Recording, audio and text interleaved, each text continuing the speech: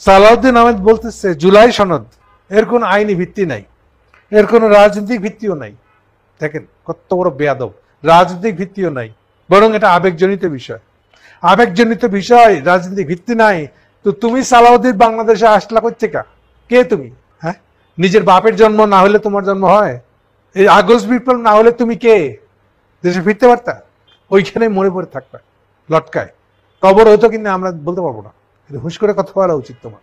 আইনি ভিত্তি নেই, রাজনৈতিক ভিত্তি নেই। রাজনীতি বুঝা গেছো তুমি? রাজনীতির কি বুঝো?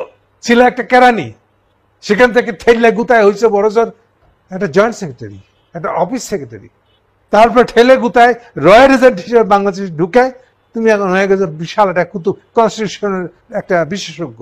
হ্যাঁ, এগুলো কেউ জানে না, বুঝে না। সারা জীবন তুমি ছিলে আসলে এস আলমের একটা কর্মচারী। বাংলাদেশে এসে এখন তুমি কইতেছ জুলাই সনদের কোনো আইনি ভিত্তি নাই, রাজনৈতিক ভিত্তি নাই।